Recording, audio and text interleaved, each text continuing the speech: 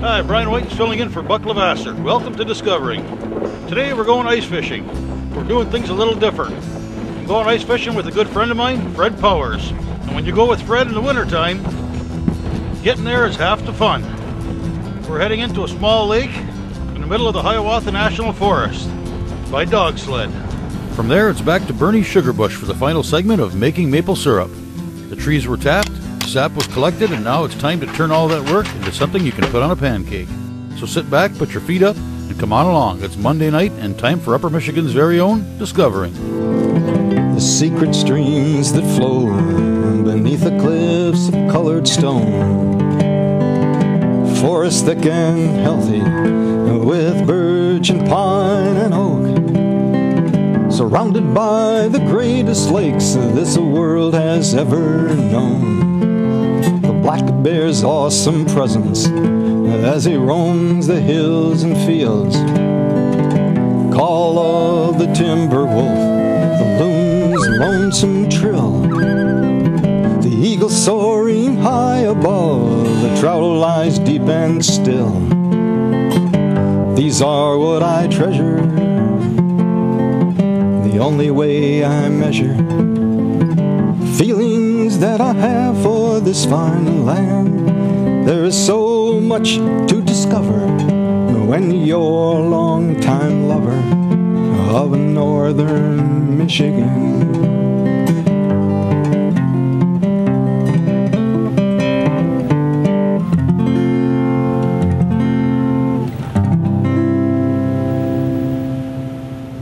The Hiawatha National Forest consists of two parts. One is located in the eastern UP and one in the central UP. In the middle of the central portion, you'll find a small cabin that belongs to Fred Powers.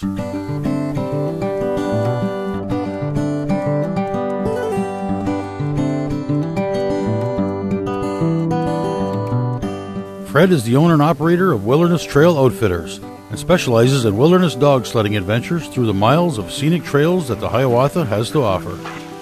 I arrived at Fred's place around daybreak, and after a cup of coffee and some catching up, it was time to pack up the sleds and harness up the dogs. Nothing complicated, just some fishing gear, some wood for cooking lunch, hook up the dogs and hit the trail for our 10-mile journey to one of the Hiawatha's remote lakes. At the slightest indication of a sledding adventure, each and every dog is excited, fired up, and ready to go, hoping that today it's his turn. Possibly the most amazing part is, with one word from Fred, 60 excited, wound-tight Alaskan Huskies stop barking in an instant. Then, in about the time it takes to start a snowmobile, we're out of the yard and on the trail.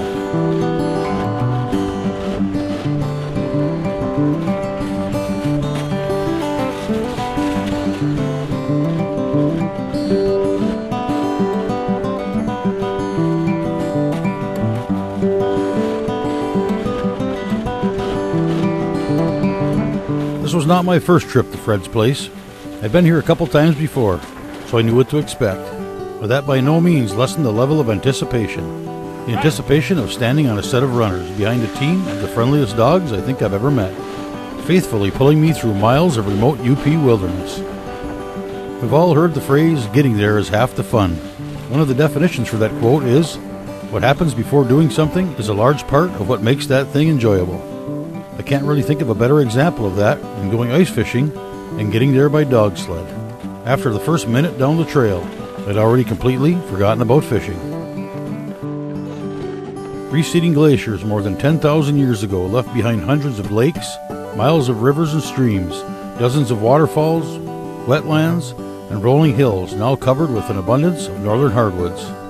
Native Americans were the first settlers after the glaciers receded, followed by French explorers, missionaries, and fur traders.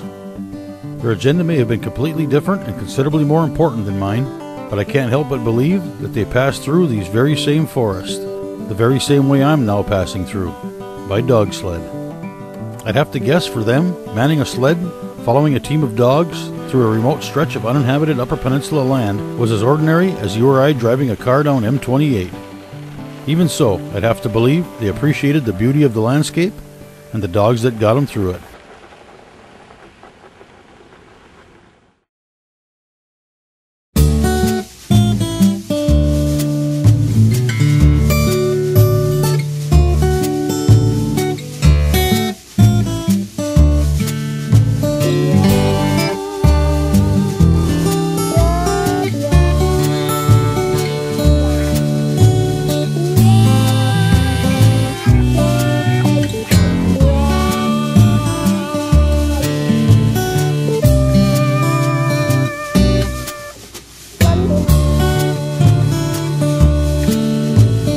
know, sometimes the dogs are just a pain in the butt, but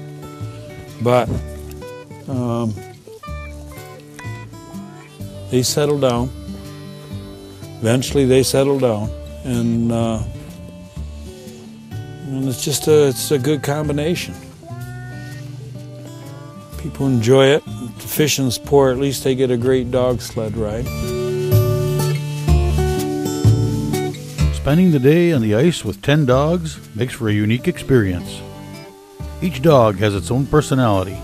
Some use the opportunity of a day out to explore, while others prefer to stick close to the action and roam from person to person in hopes of a good scratch on the back of the head. And a few just like to spend the day relaxing in the sunshine. We were joined by Fred's helper Tony. We opened up some holes, dropped some lines, and spent the day fishing. You know, if you said that the west unit here, if it was 40 miles wide and 40 miles north and south, you're looking at about 1,600 square miles. And yeah, gosh, I'll bet right here, probably about 15 lakes within striking distance of the dogs for an hour run. And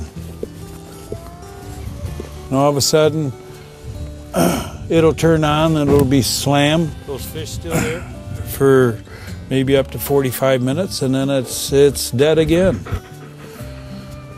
until they decide to turn on again. Fishing in the Hiawatha ranges from brook trout fishing on small spring-fed waters to salmon and steelhead on larger Great Lakes tributaries. Inland lakes offer fishing for bass, pike, walleye, panfish, and trout. Some of the streams and lakes are readily accessible, while others can require a bit of hiking. Most lakes freeze over and are safe for ice fishing from early December through March. We fished a good part of the day using tip-ups as well as jigging to no avail. A bunch of fish on the flasher, a couple of nibbles, and a small bass. That was pretty much it for the day. But we were prepared for just such a day. We weren't going to let a little thing like no fish stop us from having a fish fry on the ice.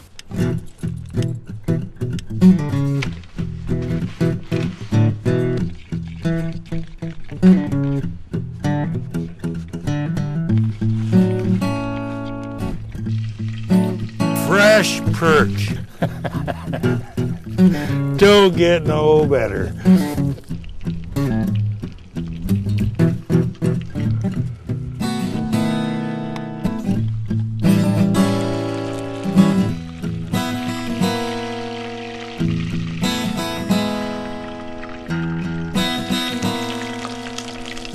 You guys are like the Indians gathering around Custer. All in all, not a bad way to spend the day. Great scenery, great company, and fishing. Fish or no fish, it's still a great day of fishing. Never before have I cared less about getting skunked on an ice fishing trip. It was time to pack up and make the journey back. I think one of the nice things about ice fishing by dog sled is that even when the fishing is done, the day is not. You start out anxious to get on the dog sled, looking forward to an enjoyable journey through some great wilderness. Then you're anxious for a day of ice fishing, relaxing on a small lake in the middle of nowhere. All the while, anxious to get back on the sled for a leisurely cruise back. And when you leave, you're already anxious to do it again. Quietly swishing along through the roads and trails of the Hiawatha, I think of the early fur traders and explorers who traveled these same stretches. I think of Fred and his off-the-grid lifestyle. I think of the dogs and how much they enjoy what they do. I think of the day we just spent on a lake in the middle of the Upper Peninsula. And I think maybe somehow, some way, it could get better than this. But right now, at this moment, standing on these runners, with the sun on my back and a smile on my face, I have no idea how. It's time for the UP Outdoor Calendar. The South Shore Fishing Association will hold its spring membership meeting on Friday, April 12th at 6 p.m. at Marquette Mountain. The DNR's Fisheries Division will hold public meetings to discuss local fisheries management and regulation proposals. The meetings will take place Tuesday, April 9th from 7 to 9 at the Bay College Herman Center in Escanaba. Thursday, April 11th from 6 to 8 at Bay College West in Iron Mountain. Monday, April 8th from 7 to 9 at Sydney's Restaurant in Munising, and Tuesday, April 9th from 7 to 9 at the Tequamanon Area Public Library in Newberry. If you've got something happening in your area you'd like to see on the outdoor calendar, let us know by visiting us at realoutdoorsup.com.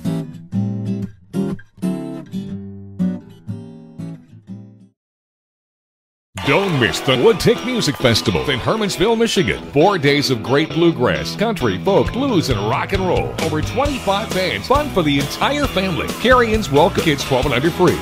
Buy your tickets and campsites and find out everything you need to know online at woodtickfestival.com. That's woodtickfestival.com. The Woodtick Music Festival in Hermansville, Michigan.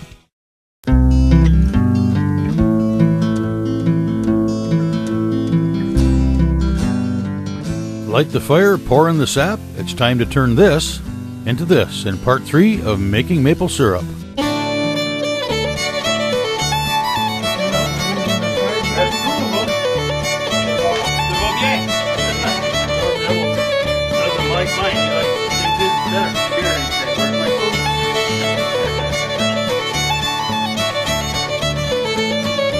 Well, we usually like to start around 6 o'clock in the morning, and we'll boil about 170, 80 gallons.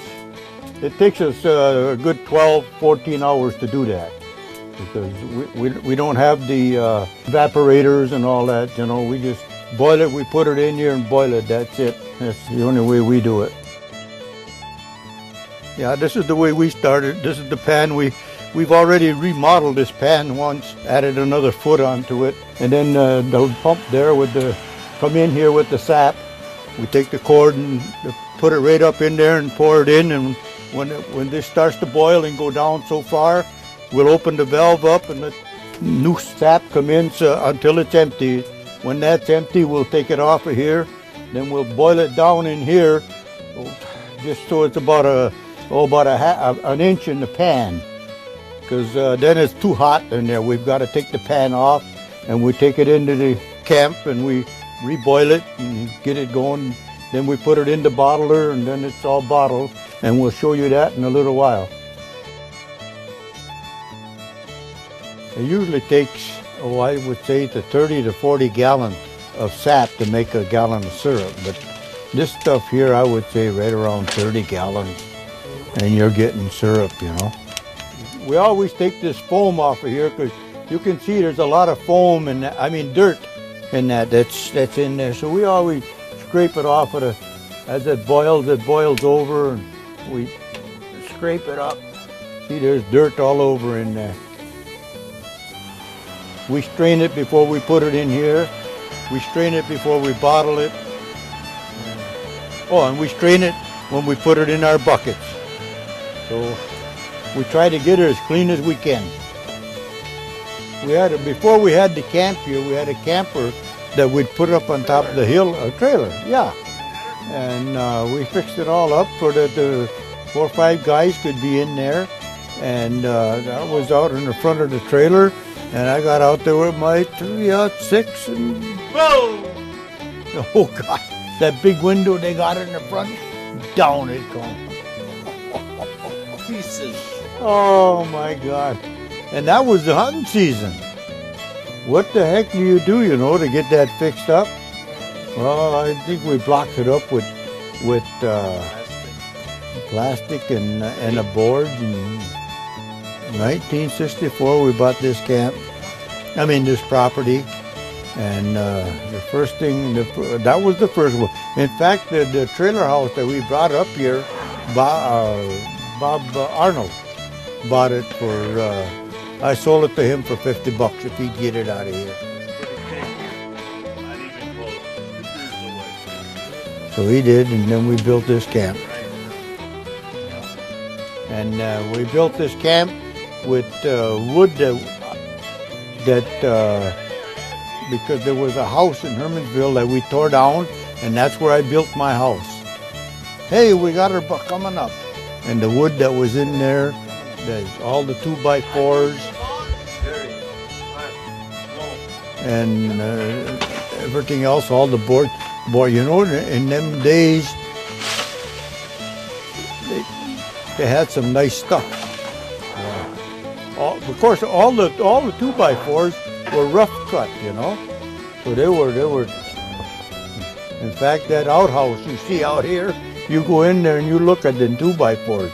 They're really nice, you know. And boards that's on the roof, they were rough cut. They were 12-inch boards, 10, 12 foot long. And I still got some up in my garage at home. There was one year we were out here, there was 5 or 6 of us. We hunted all year and never saw anything that would even look like a buck, you know.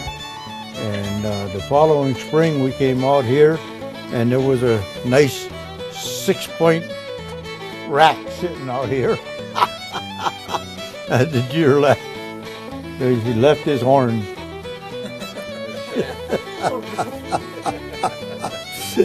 He had shed them. He left them right in the front porch. Yeah. Oh. With my dad and brothers. One brother there, the oldest one that you have seen over here there, he would come from Wisconsin and he'd fill the back end of his truck up with beer, you know. And we had awful good times.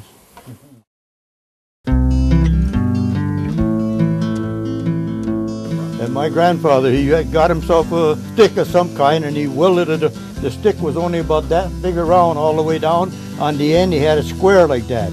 And right in the center of that he made a little hole. And then when he'd stick that in the syrup and that hole would cover up, it was syrup. That's in lieu of all those high-tech stuff, that's like right. The hygrometers. Yeah. So he had his ways. They all have their ways, I guess.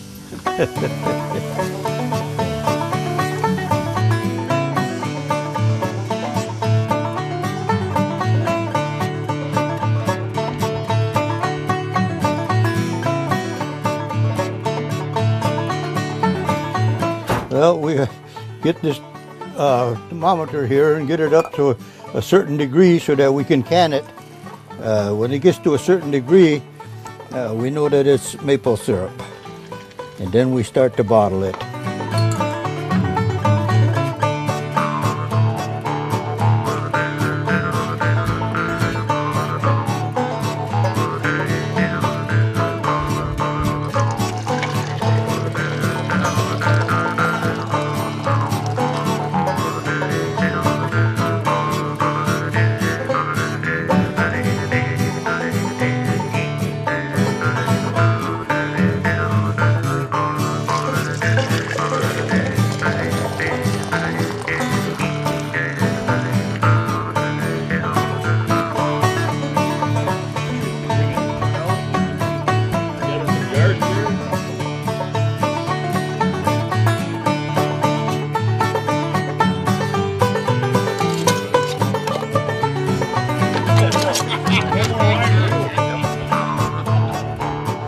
The idea, you got to give me lots of wine, but then I don't know what I'm doing. You already had your share.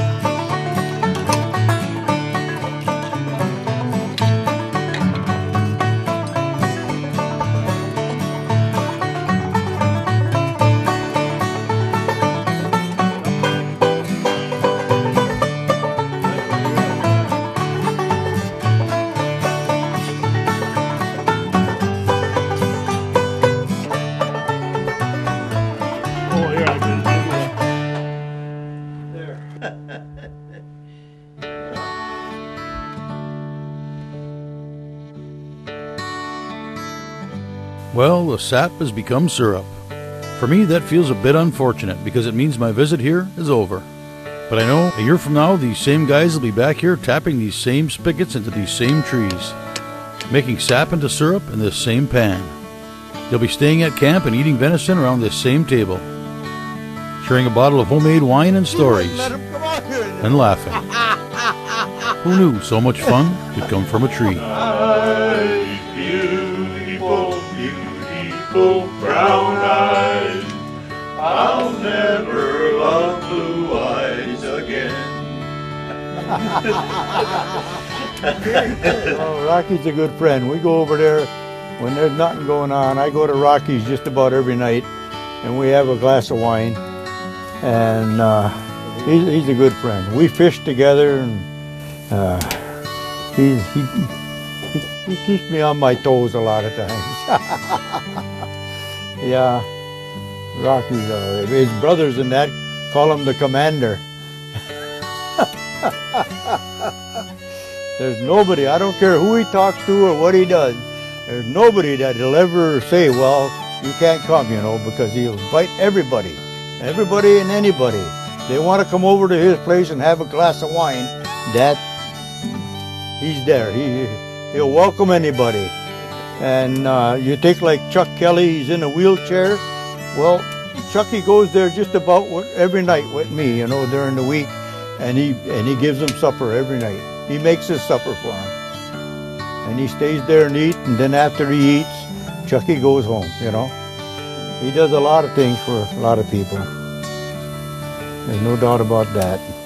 It's not hard to figure out, at least for Bernie and the crew, that making maple syrup is not all about syrup. It's about good times and getting together with old friends and staying together. So whatever tradition keeps you and your friends together, whether it's making maple syrup, an annual fishing trip, or just watching football on Sunday, keep doing it. Pour a glass of wine, open your door, and invite everybody. Keep making the maple syrup. I made him with barbecue sauce already. Huh? I made him with barbecue sauce. I made him with...